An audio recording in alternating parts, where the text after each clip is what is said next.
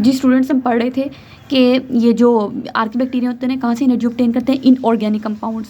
Inorganic compounds वो compounds होते हैं जिनमें कार्बन, हाइड्रोजन, ऑक्सीजन नहीं होती, जैसा कि सल्फर हो गया, अमोनिया हो गया। इन्होंने इनको लेना है और इनसे अपना खाना तैयार करना है, सल्फर से और अमोनिया से। ये आर्किबैक्टीरिया जो पुराने बैक्टीरिया हैं, ठीक है। There other groups perform photosynthesis. इनके बाकी दूसरे और ग्रुप है वो भी फोटोसिंथेसिस का प्रोसेस करते हैं। फोटोसिंथेसिस का प्रोसेस क्या होता है? Photo means light, synthesis means to make, light की मौजूदगी में बनाना, फूड को बनाना, ठीक है। लेकिन डोंट प्रोड्यूस ऑक्सीजन, ये ऑक्सीजन प्रोड्यूस नहीं करते।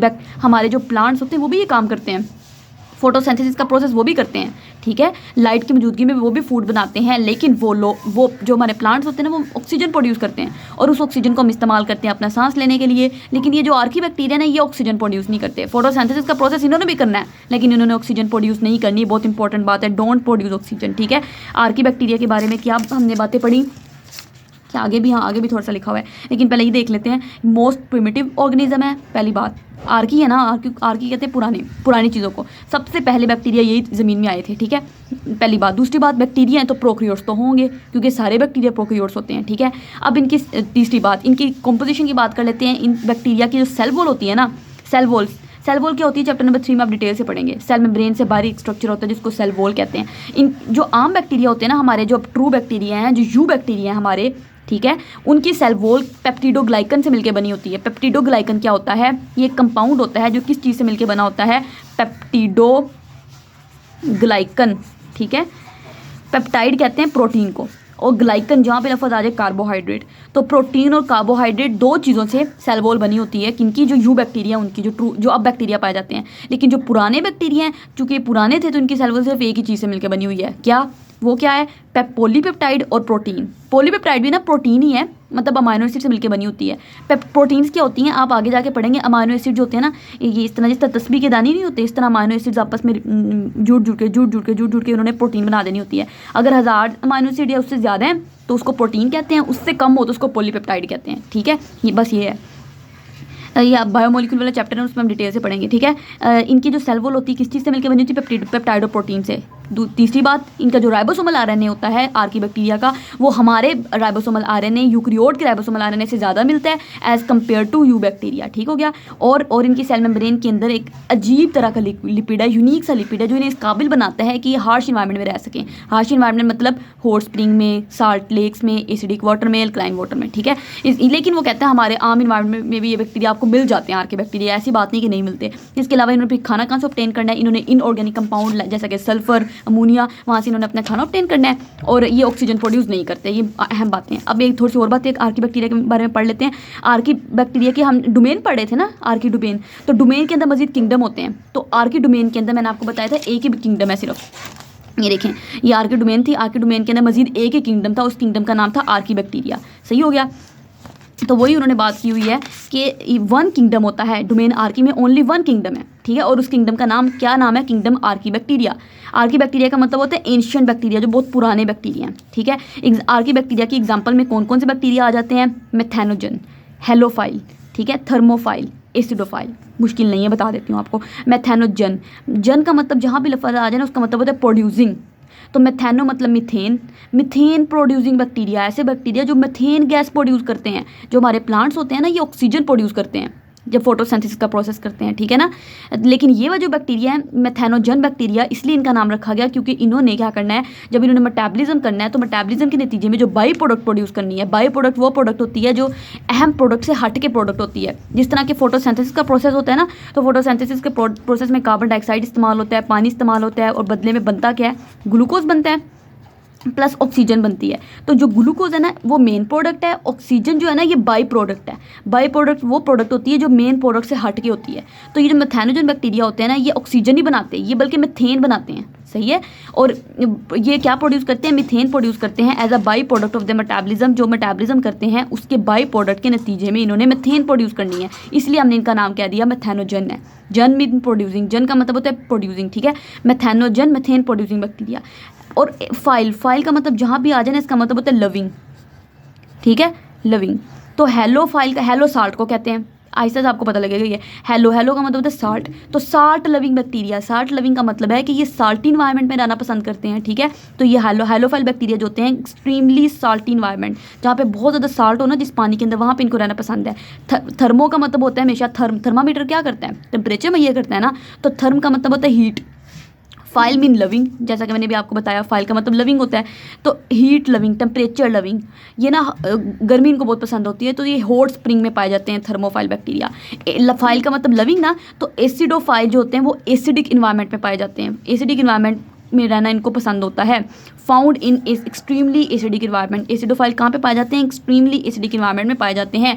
तो डोमेन आर्की में एक किंगडम आता है, उस किंगडम का नाम है, एक किंगडम आता है डोमेन आर्की में, उसको क्या कहते हैं, किंगडम आर्की बैक्टीरिया। और किंगडम आर्की बैक्टीरिया में हम मजीद मिसालें पढ़ें, एग्जांपल्स पढ़ें, कौन कौन से हैं, मैथेनोजन बैक्टीरिया हैं, हेलोफाइल बैक्टीरिया हैं, और थर्मोफाइल बैक्टीरिया हैं जिनको गर्मी में रहना पसंद है, हेलोफाइल जिनको साल्ट में रहना पसंद है, मैथेनोजन जो मीथेन प्रोड्यूस करते हैं, एसिडोफाइल जिनको एसिडिक इन्वायरमेंट में रहना पसंद है। तो ये 4 बैक्टीरिया आपने अच्छे से याद कर लेने। हमने टोटल 3 डोमेन पढ़ी थी ना, एक डोमेन थी आर्की बैक्टीरिया की डोमेन, एक थी डोमेन आर्की हमने डिटेल से पढ़ ली। अब हम डोमेन बैक्टीरिया की बात करते हैं। डोमेन बैक्टीरिया में भी हमारे पास बैक्टीरिया ही आते हैं, इसमें भी बैक्टीरिया ही मौजूद थे, लेकिन जो इसमें बैक्टीरिया थे वो पुराने बैक्टीरिया थे, एंशियंट बैक्टीरिया थे, बहुत पुराने, जिनको गर्म पानी के चश्मों में रहना पसंद है, जिनको साल्टी इन्वायरमेंट में रहना पसंद है। लेकिन जो बैक्टीरिया डोमेन है ना, इसमें जो बैक्टीरिया आते हैं वो ट्रू बैक्टीरिया जो आजकल पाए जाते हैं, ठीक है, ये आम इन्वायरमेंट में पाए जाते हैं। इनके बारे में थोड़ा सा पढ़ लेते हैं। डोमेन बैक्टीरिया जो है ना, दिस डोमेन कंटेन्स, इस डोमेन के अंदर बैक्टीरिया आते हैं और साइनो बैक्टीरिया आते हैं। साइनो बैक्टीरिया वो बैक्टीरिया होते हैं जो अपना खाना खुद बना लेते हैं, जो फोटोसिंथेसिस का प्रोसेस कर लेते हैं, ठीक है। लेकिन जो आम बैक्टीरिया होते हैं ना, ये प्रोसेस फोटोसिंथेसिस का नहीं करते। आर्की भी बैक्टीरिया भी अपना खाना खुद बना लेते थे, लेकिन ये जो आम बैक्टीरिया होते हैं ना, ये अपना खाना खुद तैयार नहीं करते, बल्कि ये तो जाके डिजीज़ काज करते हैं, होस्ट से फूड वगैरह लेते हैं, ठीक है ना। ये बैक्टीरिया हैं, तो मैंने आपको पहले बता दिया, बैक्टीरिया तो होती है प्रोक्रियोटिक हैं, तो ये प्रोक्रियोट्स हैं। इनकी सेल वॉल जो होती है वो पेप्टिडोग्लाइकन से मिलकर बनी होती है। पेप्टिडो मतलब पेप्टाइड मतलब प्रोटीन, ग्लाइकन मतलब कार्बोहाइड्रेट, तो प्रोटीन और कार्बोहाइड्रेट दोनों से इनकी सेल वॉल बनी होगी। जो पुराने आर्की बैक्टीरिया थे उनकी सेल वॉल में क्या था, सिर्फ और सिर्फ पेप्टाइड था, पॉलीपेप्टाइड था और प्रोटीन था, कार्बोहाइड्रेट नहीं था। इनकी सेल वॉल के अंदर कार्बोहाइड्रेट भी है, ठीक। और ये बैक्टीरिया जो होते हैं, हम ना कंपेयर करके पढ़ेंगे तो ज़्यादा अच्छे तरीके से याद रहेगा।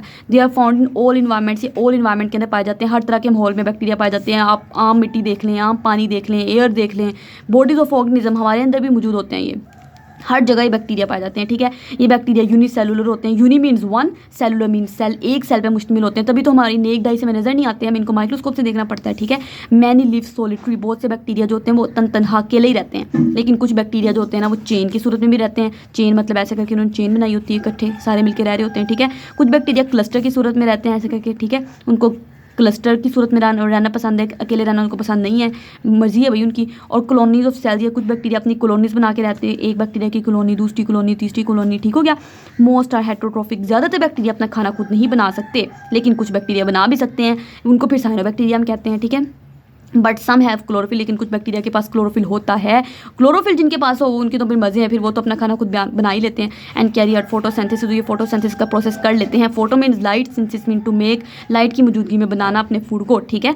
दिस डोमेन कंटेन्स, अब ये जो यू बैक्टीरिया की डोमेन है ना, इसमें कितने किंगडम आते हैं, क्योंकि डोमेन में तो हमेशा किंगडम्स आने ही आने हैं, ठीक है।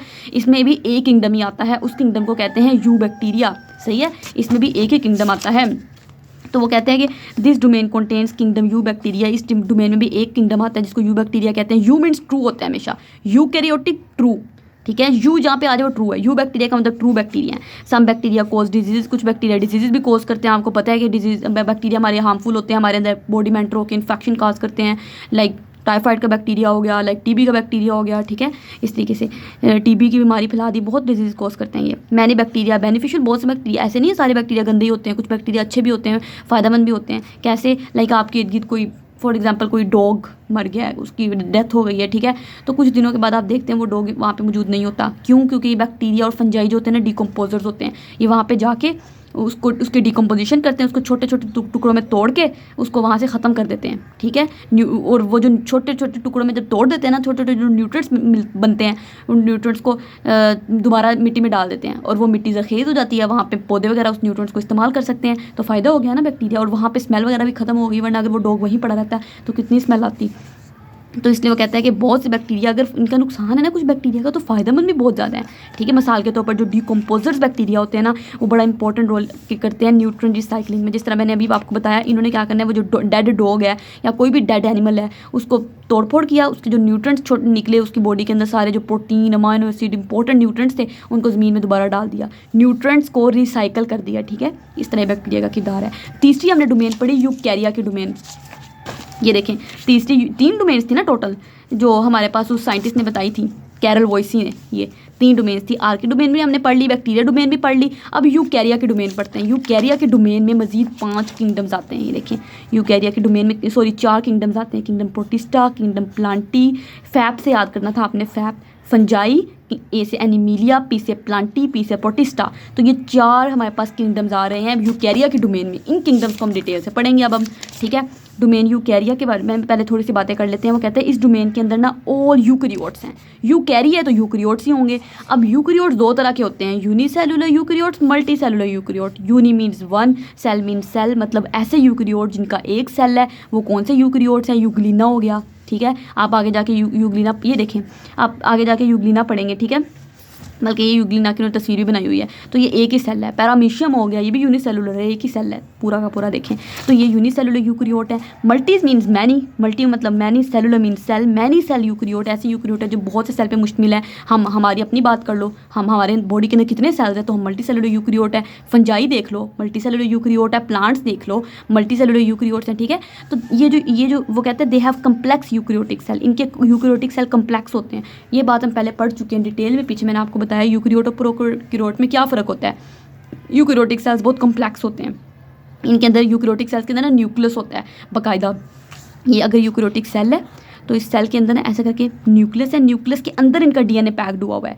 लेकिन जो प्रोकैरियोट होते हैं ना, अगर मैं दोबारा आपको डिफरेंस बता दूं, उनके अंदर डीएनए ऐसे ही बेचारा तैर रहा होता है, कोई न्यूक्लियस नहीं है, ऐसी साइटोप्लाज्म के अंदर डीएनए ने तैरना है। और ये जो यूकैरियोट्स है ना, इनके अंदर मेम्ब्रेन बाउंडेड ऑर्गेनेलीज भी मौजूद होते हैं। अगर मैं आपको दिखाऊँ, ये देखिए, ये मेम्ब्रेन बाउंडेड ऑर्गेनेलीज है।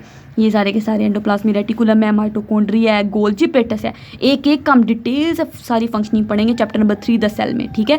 ये सारे ऑर्गेनेलीज सिर्फ यूकैरियोटिक सेल के अंदर मौजूद है। प्रोकैरियोट में ऐसा कुछ नहीं है, ये प्रोकैरियोट है।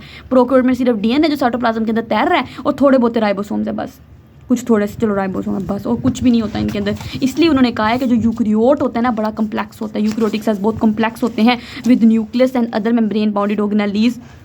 इनके अंदर न्यूक्लियस होता है और अदर मेम्ब्रेन बाउंडेड ऑर्गेनेलीज भी सिर्फ यूकैरियोट्स के अंदर मौजूद होते हैं। दिस डोमेन कंटेन, इस डोमेन के अंदर मैंने अभी आपको दिखाया 4 किंगडम है, fap, kingdom fungi, kingdom protista, kingdom Plantae, Animalia. ये 4 किंगडम्स आते हैं डोमेन यूकैरिया में। अब हम उन चारों किंगडम्स को डिटेल से पढ़ेंगे। सबसे पहले किंगडम प्रोटिस्टा की बात कर लेते हैं। चलिए, ये हम अगली वीडियो में इंशाल्लाह स्टार्ट करते हैं, अगले लेक्चर में स्टार्ट करते हैं। उम्मीद है कि आपको अच्छे से समझ आ रही होगी। कोई चीज़ आपको समझ नहीं आती है, आप कमेंट सेक्शन में मुझसे पूछ सकते हैं। उम्मीद है कि आप अच्छे से बायोलॉजी पढ़ रहे होंगे।